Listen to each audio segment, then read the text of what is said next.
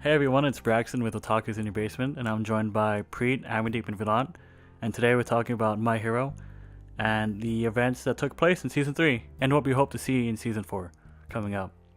So I think we should start with the beginning of the season, where we got to see some good filler, but also All Might fight One for All. What did you guys think about that fight?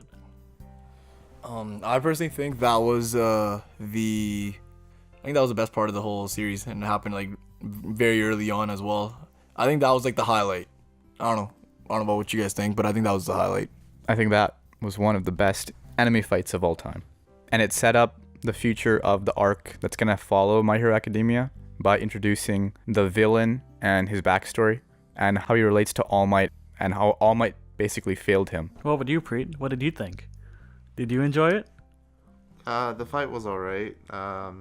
Even though I haven't actually watched the anime, I have just read the manga for it, and in the manga, I would say it was alright. I wasn't too hyped for it, but I want to say season 1 when All Might's fighting the Nomu, yeah, that fight was pretty hype.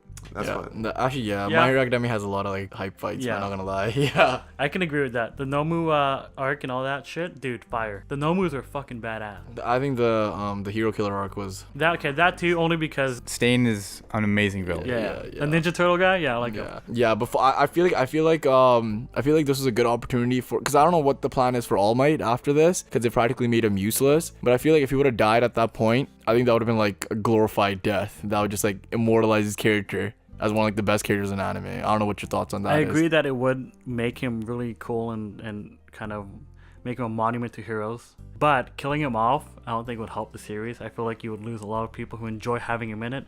Not only because he was a symbol of peace, but also because he represented a group of people who want to help but can't. You know what I mean? Like, you know when you see a superhero and you think, wow, I really want to be those type of guys and help people. All Might represents being a guy who can both be a great hero but also be a normal human at his current state and be a face, like a party face for all heroes. Right, yeah, that makes sense.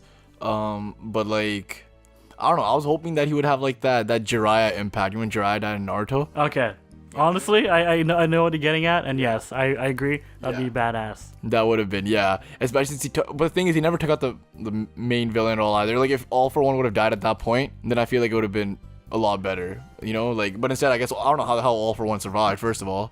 I think that the All for One fight was All Might's main arc. That was his villain, right?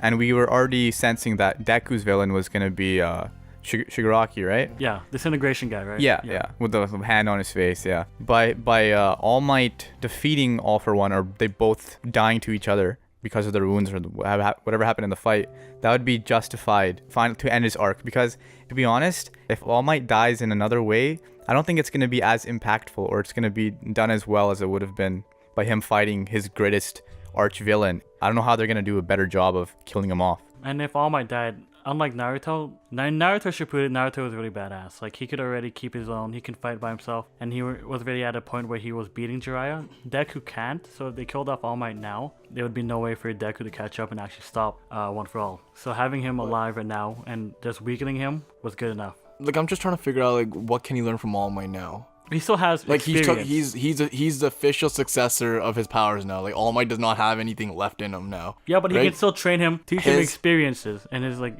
own life and what he's done to become the greatest hero. Right. Yeah, that's fair, I guess. I don't know. Like, I feel like his death at that point would have been just. I think that would have been just like beautiful. I honestly saw the death coming. Like, I thought I was almost 100% sure he was gonna die in the All for One fight. Like, I just saw it coming because they foreshadowed it so much. Felt kind of disappointed he didn't die. But he's an awesome character. Like, I love it that he's there. But I feel like if he would have died at that point, it would have been just like insane. Like, Deku, he's the main character of the show, but the face of the show is All Might. I mean, look at all the promotional promotional material. Right. It's All Might. Because just looking at him, that guy's like a badass, and like you can get behind him. Yeah. And he's got good morals. So and even whatnot. if you got rid of him, the marketing team for this anime would be screwed.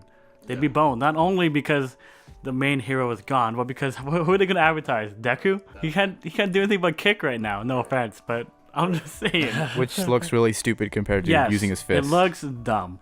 Right. No, that's fair. After that arc was the was it? All these students got into a dorm, and it's class A1, right? That's what they are. 1A. Yeah. 1A, whatever. Yeah, class 1A. They all got into dorms, and this is where they started their exams. What was it called again? What was the proper name for it? Provisional license. Yeah, provisional. license. Yeah, for the licensing, right? So obviously towards the end, guys like Todoroki didn't get their license. Deserved. Yeah, yeah. But do you think like that was the right decision at that time? If you were actually to look back at what they did in the licensing exam, like it made sense why they didn't get their license. But as characters, I think it's kind of interesting for them to do that, because it's like it's giving them something else to strive for. Because they were the top two from the first season. They were the finalists in the tournament, or we'll just call it the tournament. They were the final two, so they were the top of the class. And for them not to be able to get the provisional licensing exam, it just tells you a lot about how they are and their egos and how much they still need to grow and learn to become an actual hero. So I mean, it's interesting for them to train and try to get it in their next go around. Well, like they said in the anime, they needed heroes to not just be strong and capable of fighting by themselves, but they had to be capable of working together as a team and being charismatic to continue All Might's legacy. I think if All Might was still the number one hero, the provisional licensing exams would be a lot different, where Todoroki and the Wind guy, they definitely would have gotten their license because they have the power to stop villains. But because All Might isn't the number one charismatic hero of all time, they need every hero in the world to be charismatic and work together to fill in All Might's shoes and legacy, right? Right. I mean, that's a pretty in-depth look about it. For me, I personally think the reason why Todoroki just got canned in the process was because, like, if you keep him around in the anime, like, the spotlight's always going to be on him. With Todoroki out of the picture for a while, you can focus on the other supporting cast as well. Deku and everyone? Well, not Deku. Well, Deku's the main character, but I'm talking about, like, all the other, like, Mineta. Yeah, Mineta. Yeah. I know what you mean. The acid girl. Koda and like Koda, these like yeah. shitty guys no one gives a shit about. The tape guy. Right, yeah, exactly. This gives them a chance for them to shine a little bit brighter as well, right? Because I don't think Baku got his license either. No, the main two are Todoroki and Bakugo. Yeah, from, they didn't get theirs, UA. right? Yeah, so there you go. You get rid of the two guys that were actually like huge earlier on, and now you can get rid of those two. So kind of like, I think story-wise, it allows you to focus on the supporting cast, because you don't want to like straight brush off the supporting cast and just make it about like 2-3 characters, right? And Bakugo definitely did not deserve that license. I'm gonna say this because his attitude, man, he can't be a hero if he can't save people, and that's what Deku has, and that's what Bakugo needs. Well, I mean, this is a great segue to go into the Bakugo and Deku fight. So Bakugo finally knows the truth as well, right? It finally came out, and I felt for Bakugo there. How he I felt didn't. like- Fuck yeah. Bakugo.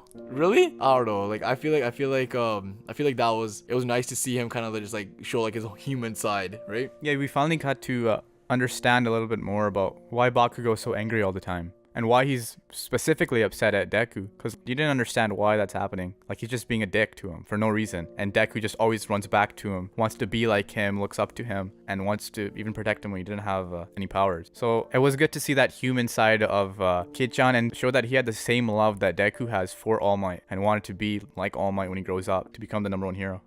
This fight was very reminiscent to Don't say it. This is the Naruto. Goku. I think Oh, the okay. Goku Vegeta one for Dragon Ball Z. The Goku Vegeta. The I think the rematch that they had. Yeah. Because like you could feel that like Bakugo could feel that like Deku, even though he didn't have a quirk, he keeps getting stronger and stronger while he still is left behind, and like all those conflicts that he's having in his mind that his favorite hero picked Deku, not him, right? Stuff like that, and like it was eating away at him that he feels like that he was the reason why All Might isn't the number one hero anymore and he's retired, right? So all this burden that's on him, eventually it got to him, and we saw like a good more humane side to Bakugo, which I feel is very good for his character development, right? Because I think this could be the start of him and Deku actually being proper friends and like getting along, and this might be actually really big later on, and when there's gonna be like lots more fights happening with like bigger villains and like the main villains and whatnot. And yeah, I don't know. Do you think that fight was better than the All for One and All Might fight, or what do you think? I don't think it was. No. Yeah, what do you think, man? Well, I mean, like I said, I haven't watched it. Okay, so well, visually, I wouldn't know which fight was better, but overall, I don't think that fight was the best. Yeah, I agree with you. I think the All Might fight was way better. This one was just two kids trying to understand each other through fist, through combat, just hitting each other and understanding like men do. They understood each other because they were friends, I guess, and then being able to hit each other hard let them realize that You're right. They're not friends. I don't think so. Deku thought they were friends and Bakugo hated him. But, they realized that they came to an understanding that they're all fighting towards the same goal. And that's how Bakugo matured, and that's how Deku realized he had to be more like Bakugo, but also mold himself into his own hero, not just follow everyone else. They're both just learning from each other. So Naruto Pretty and much. Sasuke, basically. Yeah, but Sasuke's still a bitch, so it doesn't matter. Well, Bakugo's way better character than Yeah, Sasuke yeah, ever I was. guarantee Yeah. 100%. No, 100%. man, think about it. Bakugo did something that Sasuke couldn't do. He actually stayed Manned true to up. his, yeah, he manned up his He stage. manned up. He didn't run away like Sasuke did. Bakugo's actually like a G, man, if you think about it that way. He's a really cool character. But this all leads into, what was the last arc? The last arc was The big three. The big three showing up. And, we only saw like one episode of the big three in action. What's your thoughts on it? What's your thoughts on the big three? I really liked Vault Boy from Fallout 4. He did a really good job in My Hero. He kicked ass. I didn't know that he could actually go underground and stuff, and that makes Fallout 4 a great game. But yeah, My Hero was great too. When I saw that guy who looked like All Might and he had the scars on his arm that was reminiscent of Deku and how he used his power, I was like, that guy's cool. I think that's a sign that like he's gone through a lot too and a lot of hard, which he later explains that he has gone through a lot of training. Exactly. to It's not train just his quirk. Yeah. It's not just great. He had to hone that quirk Right. like Deku needs to. The Yeah. same thing. Right. At first, like, I don't know, that quirk's really cool if you think about it. Like, you block off all your senses and then like you like warp through things. It's some crazy quirk right there. Yeah, and it launches him forward like at speed because it doesn't. I guess something about mass and stuff. I don't know anything about all this, but he can't stay there long. You Yeah. can go through objects and whatnot, right? Yeah. No, but the thing is, like, he has to control his quirk to the point where like a portion of his body can still touch the ground. Otherwise, he'll just be like falling away. You can't actually like, cause it's like he can warp and he can go through grounds, but he has to stop at one point, right? And then if he stops his quirk, then he just goes flying out.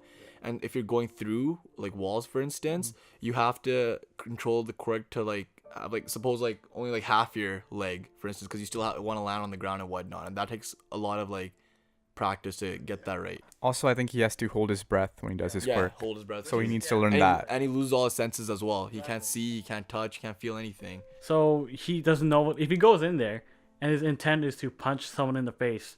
Once he's in there, he's basing it all on what he last saw, and also I guess angles. You have to judge where you're gonna pop out of the ground because you can't see anything, you can't hear anything, you can't breathe. So it's just a lot of training for him. I think we've talked a lot about season 3 though, and I think I want to go into season 4 and just what do you guys want to see, and what do you think is gonna happen quickly in season 4? What do you think is gonna happen? I want to see what was the guy's name? The warping guy. What? Mirio, I think his name. Okay, yeah. Tintin. I feel like that guy will be the next role model for Deku to learn from. Because I feel like he and Deku are very similar, and you can see like towards the end that he had a lot of respect for Deku, and Deku saw him as well and how hard he worked, and he's gonna learn from him. So I think he's gonna take like a portion of like All Might's responsibilities as well. I mean, the guy looks like All Might. Right. So Yeah. that already tells you kind of what's gonna happen with him. What do you think, Preet? What do you want to see? What do you think is gonna happen? Well, I just want to see whatever I read come to picture so I can watch it afterwards. I did get out of here. What I want to see in season 4 is hopefully Mineta can have a bigger spotlight. And I'm being honest too. I really do want the support classes, especially Mineta, especially is it Froppy? Her hero name Froppy. And also Momo. I want them to have a bigger role in this. I want them the support characters to shine, to kind of support to a way where they're not taking the spotlight, but they're definitely there helping out in a big way. And also, Deku, I want you to use your fist at 100% and punch someone in the face. That's all I want. And then he's gonna break his hand, and he's never gonna be able to use his fist again, right? Exactly. He's gonna have one arm. Yeah, I'm down for that. What about you, Amity? To be honest, I feel that this is what I wanted from this last season as well, especially during the arc that was with All for One versus One for All. I just want, because there's so many characters in Class 1A especially, and now that when we introduced the provisional licensing exam, there was multiple other schools and other characters that were introduced, that the show is going to get too overcrowded, where there's not going to be enough spotlight that's going to be shown on these individual characters. Okay, yeah. So I'd want there to be situations maybe in the next season or in the future that some of these characters actually would end up getting killed. So then that would be more motivation for the more heavily focused characters to have this Like, I don't know, it would be more like something that would happen in Dragon Ball where a character would die like Krillin, and that would force the other heroes like Goku to go to that next level to show them true power and actually hone it in. So I'd actually want to see that happen, because otherwise it would get overcrowded and there'd be too much. Like, certain characters that you like would not be able to even have their own spotlight or episodes, and that's just going to be a shame. Okay, yeah, I get that. That makes sense. But in Dragon Ball, they had Dragon Balls, so they could resurrect them. I don't know if they did that here. But I mean, they don't need to resurrect them, That's true. especially As if they long- have useless powers. Like, as long as they have like meaningful deaths, I think that's what matters, right? Exactly, You don't want yeah. them like just dying off as like fodder. It would have to be for a reason that would make another character just go to that next level to like basically power up. Yeah, it's good. And that, I think we could talk about that in a different episode, because that's very in depth and a lot of content to talk about. And for now, I think we're done. See you later, guys. And yeah, see you guys later. Make sure to like, comment, subscribe, and follow our social media links. Yep, this has been Otakus in Your Basement. See you later.